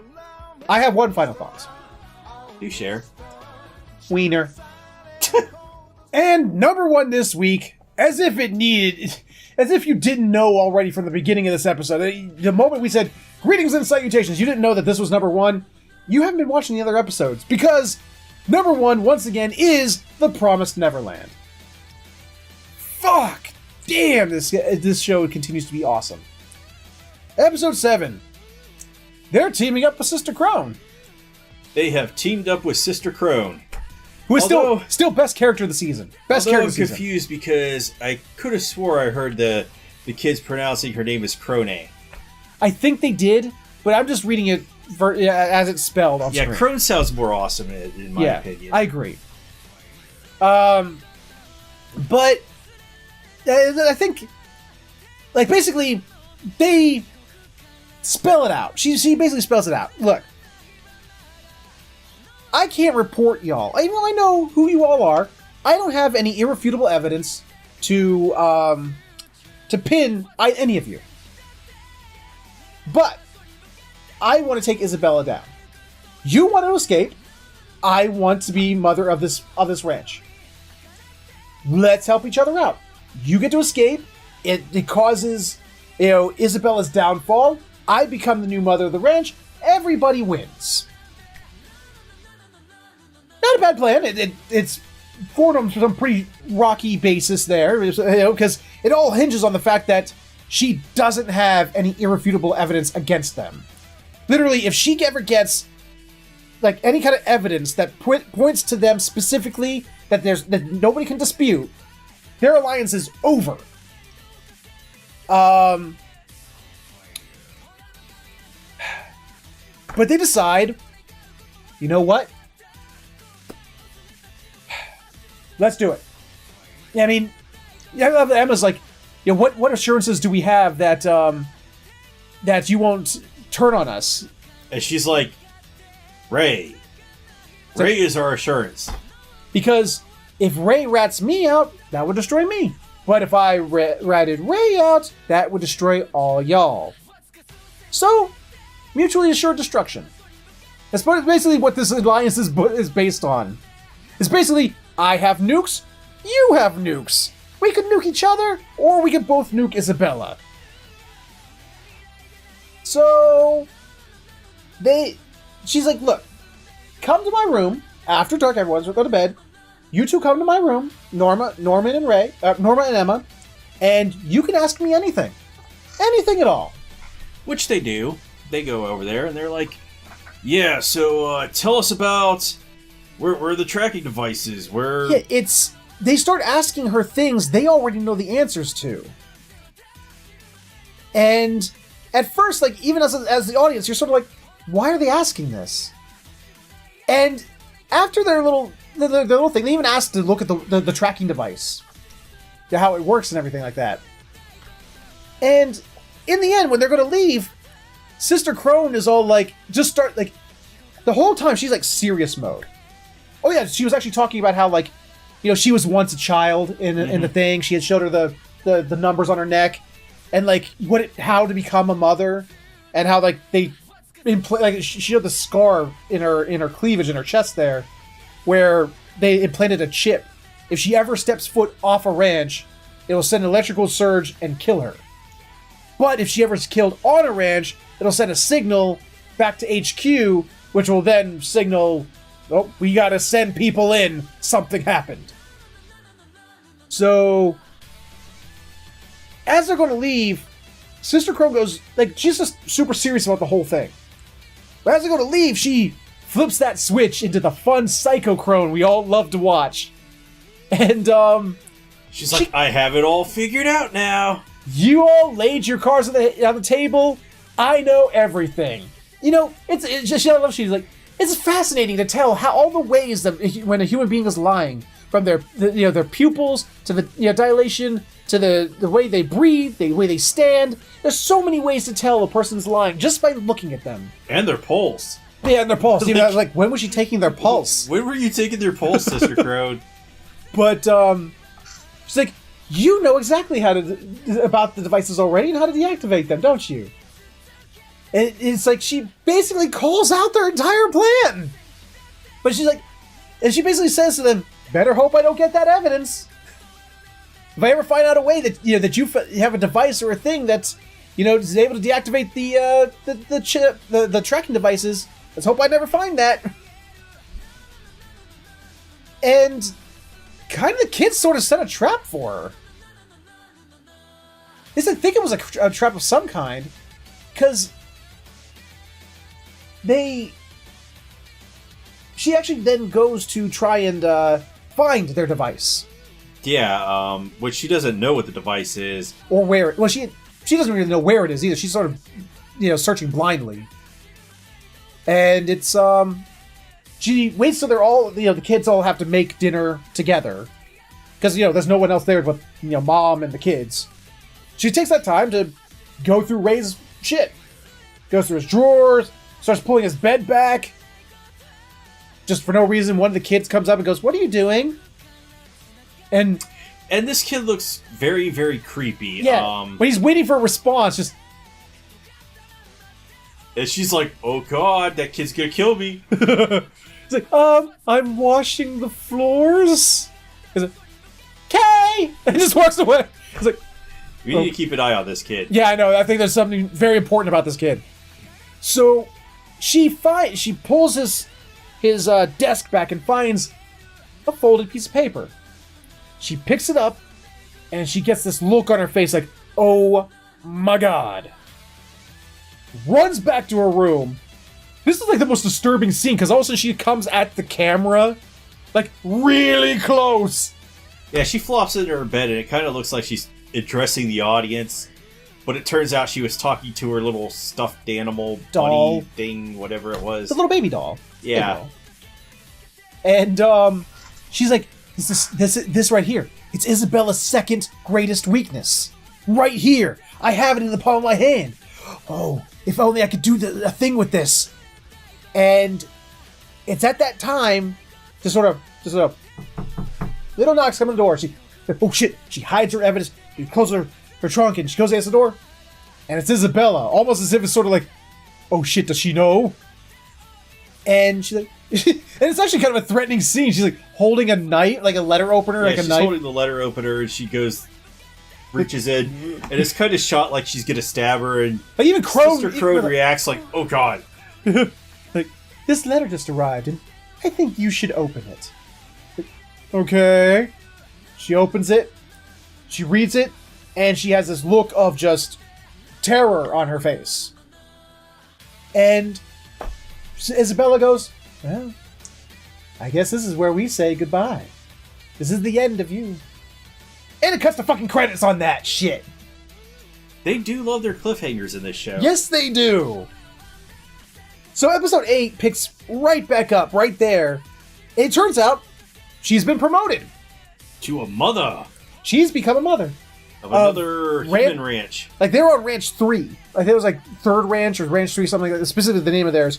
She's been promoted to mother of Ranch 4. Or Farm 4. Something to that effect. Then, effective immediately. Grandma is waiting for you at the gate to take you. And she's like, you don't look too happy about that. And she fakes this this forced smile on her face. Which Isabel just sort of walks away. And Crone is not too happy. She's very upset. And she's like, you think you're going to get your way all the time. Well, not this time. Not this time. And she makes she takes the same note that she found in Ray's room. with a special pen. I don't know why they showed this pen. Well, the pin was dropped. They show it later in the episode when they're reminiscing over Crone's memories. Yeah. Is that it was dropped like by a doctor or something in one of the facilities she was in. Yeah. But it didn't really say its significance other than it was a pen she found. But she writes a note with it, makes a little care package, and leaves it, the note, and the pen inside Ray's, bedside drawer. And then goes to meet Grandma. Grandma's a very creepy looking old lady. They only show her mouth. But I know, that's what I'm saying. She's creepy because she somehow is able to create shadow from her hairline to here. Like she has it's really weird how she's able to generate a shadow just right there. She's this decrepit old white lady who Crone just tries to tell her, it's like I got this thing to report to you. Isabella's there's going to be she's not, or kids are trying to break out. Isabella's not fit. She's not fit because she's allowing this to happen. And she goes, but are they still under control? So, well, I guess for the time being, yeah. I was like, well then, that's all that needs to be said. She's like, yeah, okay, and this is the moment where Crone had fucked up. Yep. She's like, here's the thing, Crone. You're not on Isabella's level. Isabella is an indispensable pawn. You're not. And it's at this point, Grandma walks away, and her place is taken by one of the big monster things. Yeah, this demon is so big that I kind of was like, shouldn't his legs collapse under his weight? And in a very, again, with the way that this show is shot, the way they compose scenes is so fucking good. They keep flashing back and forth between Crone's very sad life. It shows she's not happy. It's obvious she's not happy with the lot she's given, but it's sort of at least I'm alive sort of thing. Mm-hmm. But she's not happy with what she has to do.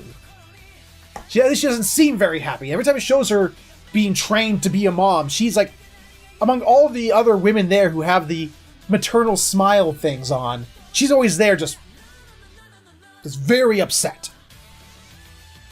And it shows her this very shitty life she had to live. It's a very, very short, shitty life she had to live. And how it just... Yeah, I don't know. Trying to show her with regrets. Trying to show her her final panicked moments as she's trying to fight off the big demon with the letter opener. Yeah, and unfortunately she does not survive this. She gets the flower planted in her and it blooms, and her final thoughts are, you kids better escape. You better fucking escape. And that was the end of Sister Crone. Our favorite fucking character of the season is gone. There's 4 episodes left and she's already gone. I know. There. But there was still a plan. There was still a plan in place in which Ray was going to distract Mama long enough for Norman and Emma to scout outside the wall. And they had this all planned out, if Ray gives a signal that he didn't distract Mom, that Gilda and Dawn were going to alert them that they needed to abort the plan. Yeah. Unfortunately... And Ray's trying to distract her, and as he's walking up the stairs, Isabella's like, yeah, I got rid of Sister Crone. And he rushes up to Sister Crone's room, and everything's gone, and he's like, what? And she's like, I know everything. Yep, I know that you're triple crossing me. And because of that, my apologies. Here's your pink slip. You're fired. He's like, Crone ran out of usefulness. She's gone. You've run out of usefulness. No more deal with you. She locks him in the room. And proceeds to track down Emma and Norm. I'm loving Ray's attempts to get out of the room. Yeah, as he's trying to attempt to get out of the room, he he cannot budge this door. He's kicked it. He's shoulder rushed it multiple times. Dawn comes in to save him with a single shoulder rush. Removes the door from its hinges. The entire door comes down. I told you Dawn was going to be the bruiser of the group. Dawn is too strong for this world. He is cheating. He's hacked into the Matrix. He's gonna get in a fist fight with that fucking demon that killed Crone. He's gonna win. He's gonna fucking Rikio it. He's just gonna punch right through it. Yes. So they try to. Oh, we need to run. This makes no sense. They run at full tilt into the forest. Mom Full is speed ahead. Isabella. She's just gonna walk. Just follow her little tracking device. Just calm as you please. Not only beats the kids there, but beats them by a good 10 minutes. Yeah. I'm like, how? And Norman and Emma are trying to put on the false smile, and they're like, what's going on, Mom? And she's like, we could drop the act now. I love this scene. I loved this scene. Finally. She goes, 10 years. And then, excuse me? 10 years. I've had to sit there and play we've all had to act. Finally, we can be honest with each other. We can talk plainly with each other. We don't have to act anymore. It's nice to meet you, Emma, and it's nice to meet you, Norman. Remember how Sister Crone was kind of crazy? She's sort of going into her own little branch of crazy. And I mean, she gets wide eyes with the small, pupils and everything, and she's sort of threatening. She's not Lady Tremaine threatening. Now she's almost physically threatening. Actually, not even almost. They Emma and Norman, realizing they've been caught, just goes, fuck it! Norman, go! Emma tries to tackle. She tries to tackle an adult human being. Yeah, somebody who's twice her size. It doesn't work. No, because Norman goes for the rope, grabs the rope, is going to go use it, and you hear this sickening, gut-wrenching, heart-dropping crack noise. And you turn around, and Sister Crone has just broken Emma's leg. Sister Crone's dead. I'm sorry, Isabella has broken Emma's leg. Just busted. Between the knee and the ankle, that part, she's broken it clean in half. It's... wow. Oh, shit. Now that's about the time the other three show up, and Isabella's like, yeah, you guys just give up. You need to be good kids to get shipped out. You guys are going to be meals. That's all there is to it. And Norman. Norman. Hey, guess what? There's going to be, speaking of shipments, there's going to be one, tomorrow. And that's going to be you, Norman. So, that's pretty much, I mean, she carries Emma back to the house. Everyone, all the kids look at what happened to Emma, and they're all like, it's the fuck? And, yeah, things are not looking good for these little kids. That's where the episode basically ends. Yeah, shit went down in this episode. Yeah, all their plans. For the past 7 episodes, they thought, we can do this. We can do it. Turns out, no. Mama Isabella is, apparently 5 million steps ahead of all of them. They said in the first episode they'd never been able to defeat her at chess. She's playing a really well-played chess game, and she just fucking checkmated them. Or at least checked them. They're at least in check. Yeah, they're probably going to lose Norman or something. I don't know. They're royally fucked. I mean, there's no escaping when you got a broken leg. And especially one of your friends is going out tomorrow. And one of the Ray's masterminds. in another month or so. Yeah. So, So that was The Promised Neverland. This show is so good at the, what would you call it, the fifth dimensional chess? Mm-hmm. It's so good at that. It's so good at suspense. It's so good at making you wonder, you are constantly questioning, Who's going to get fucked? Who's on whose side? What's going to happen? What is that thing? You're just constantly asking questions. It is so well written. The music's really good too. The music they play in the tense parts makes those tense scenes so much more tense. The only thing is, I'm gonna miss Sister Crone because she was so good. Yeah, it's not gonna be the same without her. Calling out the elephant in the room a little bit. I mean, when I said this, you said that people mentioned this even back in the days when the manga first came out. But since the anime came out, when Sister Crone was introduced, people decided, is she a racist portrayal? Fuck that! She was a fantastic character!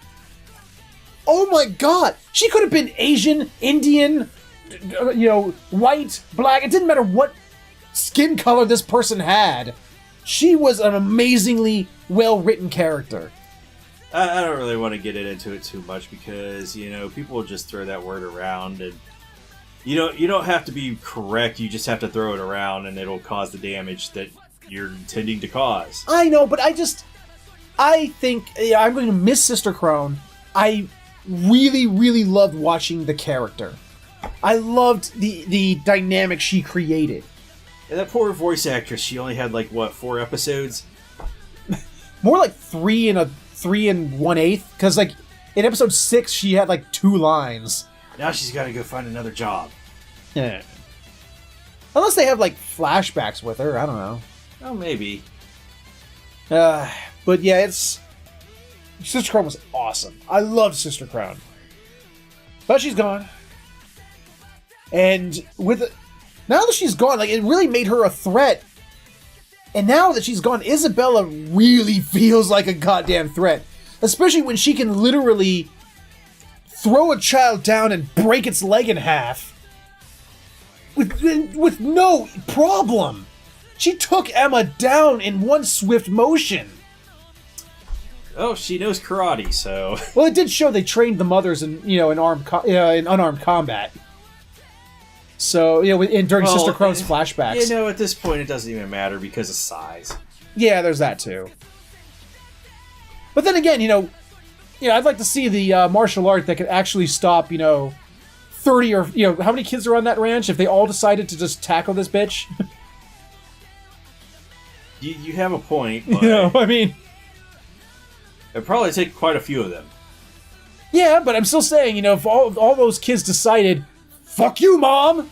Because not all of them are 12 years old, or... No, I guess 5 11's the oldest you could be, because you get shipped out when you're 12. Right. But the 5 and 6-year-olds, she just tick. She's flick. Get out of here. But I mean, I don't know, if all the older kids... I'm sorry, if all them kids jumped her, I think they still take her down. If Dawn jumped her. Oh, if Dawn jumped her, she wouldn't have a head anymore. Poof! It was their gravest mistake, is not sending Dawn after her. Yes.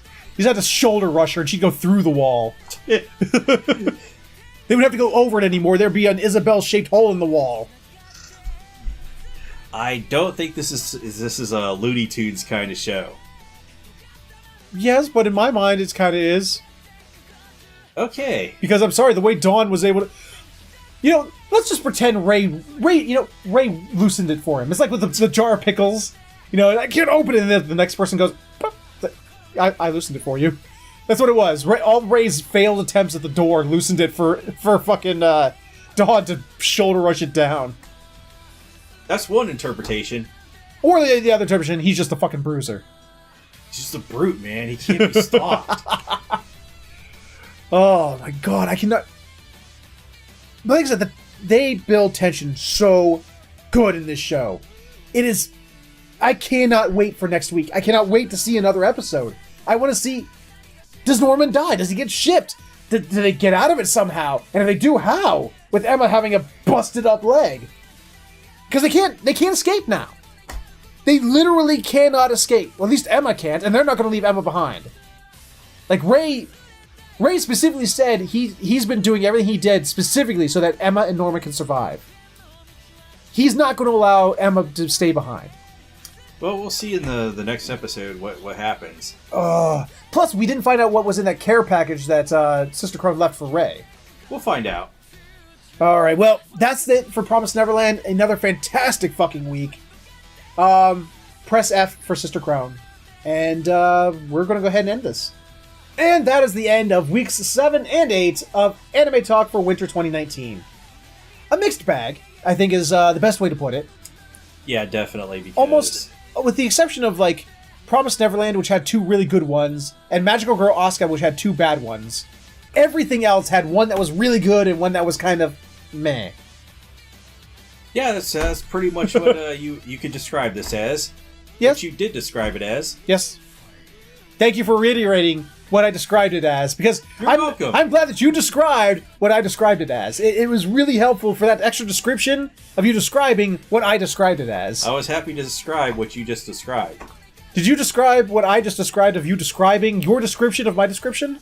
It has been described. All right. Guys, if you can describe it, let us know in the comments below, because I actually got lost. So, until next time, guys, if you enjoyed this episode, please let us know with a like, comment, subscribe, share it, or you can click on the annotations for other videos we've done. Thank you so much for watching. We will see you all next time.